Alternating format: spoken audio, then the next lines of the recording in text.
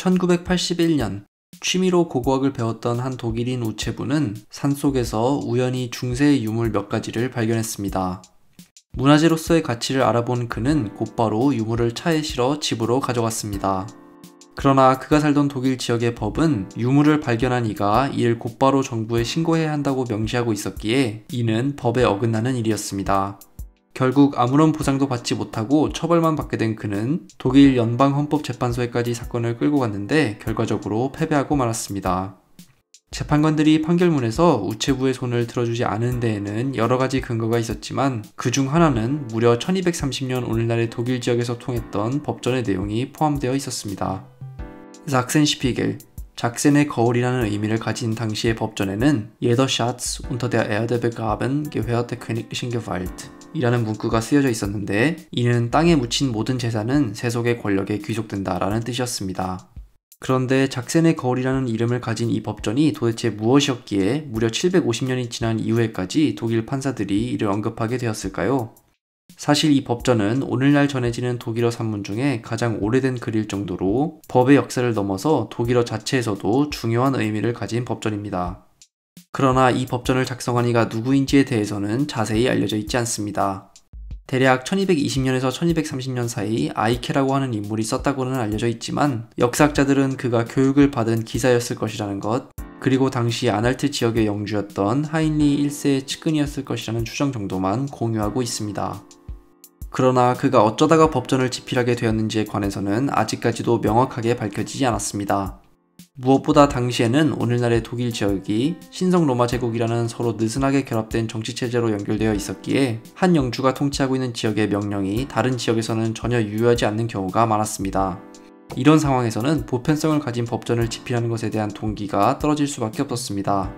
게다가 시대적 특성상 일반인들의 절대 다수는 글을 읽고 쓸 줄 몰랐습니다. 그럼에도 불구하고 독일 지역의 통치자들이 글로 명확하게 쓰인 법전을 원할 만한 이유가 아예 없었던 것은 아닙니다.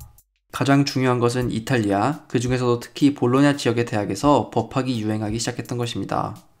볼로냐에서 법을 공부한 전문가들이 대거 등장하기 시작했고 이들은 주로 고대 로마의 법에 바탕한 법전들을 정리하기 시작했습니다.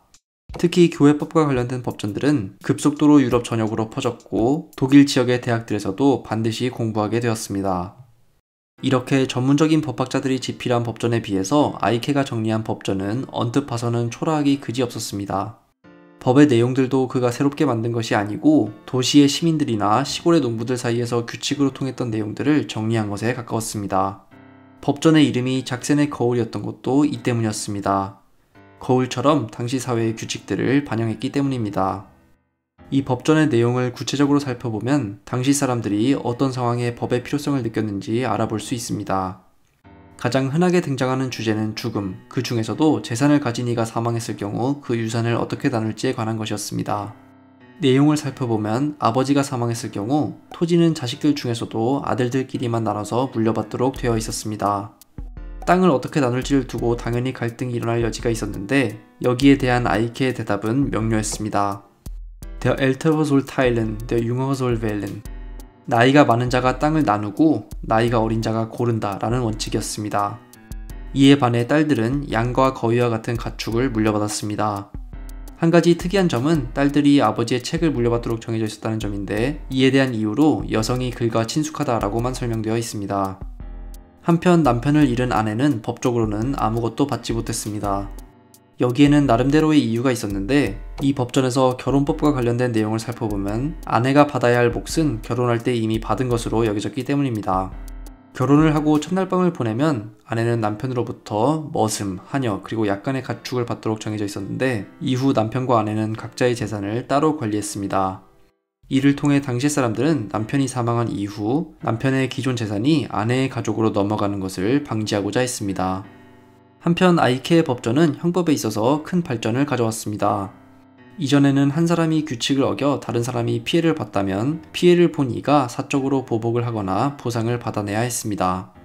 그러나 새로 쓰여진 법전에서는 법을 어긴 이에 대한 처벌을 국가가 담당하도록 명시했습니다. 실제로 이 법전 이후 13세기를 지나면서 여러 영주와 귀족들은 서로 사적인 보복이나 결투를 포기한다는 계약을 맺는 경우가 많아졌습니다. 법을 연구하는 역사학자들은 이렇게 사적인 제재에서 국가가 처벌을 독점하는 과정으로 넘어감으로써 법의 역사에 있어서 근대성이 등장하기 시작했다고 해석하기도 합니다. 게다가 아이케의 법전에는 농노제를 가리켜 당시의 시대상을 감안해서는 매우 놀라운 말이 포함되어 있었습니다. 진실로 농노제는 강제, 속박, 그리고 불의한 폭력에 따른 것인데 사람들은 이를 아주 오래전부터 불의하게 관습으로 만들었고 이제는 법으로 유지하고자 한다라는 말입니다. 이 법전이 영주의 지원을 받아 만들어졌을 것을 감안한다면 대담하다고 밖에는 할 수 없는 구절입니다. 물론 그렇다고 법의 모든 세부적인 내용들이 근대적이지는 않았습니다. 근대 이후의 시대사는 우리가 보기에는 지나치게 잔혹하게 느껴지는 내용들도 많았습니다. 예를 들어 은을 훔친 자는 손을 잘려야 했고 성폭행이나 간통을 저지른 자는 목이 잘렸습니다. 마술사라고 판단된 이는 화형을 당했고 살인을 저지른 자는 커다란 바퀴로 몸이 잘렸습니다. 법정에서 피고에 대한 증거를 쉽게 제시할 수 있도록 현장에서 용의자를 발견한 이에게는 용의자를 체포할 수 있는 모든 권리가 주어졌습니다. 한편 증거를 제시하기가 어렵거나 사건이 너무 복잡한 경우에는 판결을 신의 뜻에 따라 맡길 수 있도록 정해졌습니다.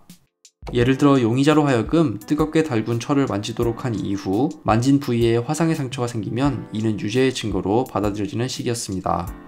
한편 결투를 통해 유무죄를 가리는 것도 법적으로 보장되었습니다. 아이케는 몸이 약한 이의 경우 대리자를 통해 결투를 벌일 수 있는 권리도 인정했습니다. 한편 아이케의 법전에는 초보적인 교통법에 해당하는 내용도 등장합니다. 강을 건너는 다리에서는 먼저 진입한 이가 우선권을 가진다는 내용이 대표적입니다. 이는 볼로냐에서 정립된 법이었는데 아이케는 이를 그대로 수용했습니다.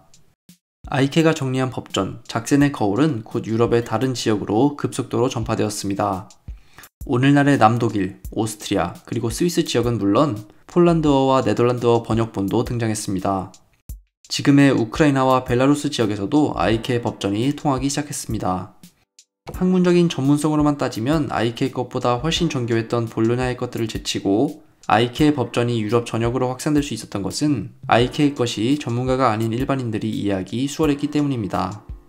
앞서 언급되었듯이 아이케의 법전은 현재 전해지는 독일어 산문 중 가장 오래된 것입니다. 그런데 아이케의 법전은 독일어 글 중 오래되었을 뿐만 아니라 문장이 매우 쉽고 투박하기도 합니다. 볼로냐에서 공부한 전문가들이 쓴 어려운 글을 읽을 수 없었던 일반인들도 충분히 이해할 수 있을 정도였습니다. 게다가 아이케는 대부분의 사람들이 글을 모른다는 것을 감안하여 각 법마다 내용의 이해를 돕는 그림들을 첨부했습니다. 아이케 이후에는 시대적 변화에 따라 전문가들이 법전의 내용을 계속해서 업데이트한 것도 물론 큰 역할을 했습니다. 때문에 아이케의 법전은 우리가 생각하는 것보다 훨씬 오랜 기간 동안 법으로서 유효했습니다. 예를 들어 프로이센에서는 아이케의 법전이 1794년이 되어서야 새로운 법전으로 대체되었습니다. 홀슈타인을 비롯한 몇몇 지역에서는 무려 1900년이 되어서야 아이케의 법전이 새로운 민법으로 대체되었을 정도였습니다. 1933년 이후 집권한 나치는 아이케가 독일의 자랑스러운 민족성을 상징한다고 선전하면서 그를 기념하는 각종 기념물들을 세웠습니다. 결국 1981년 우체부의 판결에서까지 무려 750년 전의 법전 내용이 근거로 사용된 것은 이처럼 아이케의 법전이 독일 문화에 뿌리 깊은 영향력을 가지고 있었기에 가능했던 일이었다고 할 수 있겠습니다.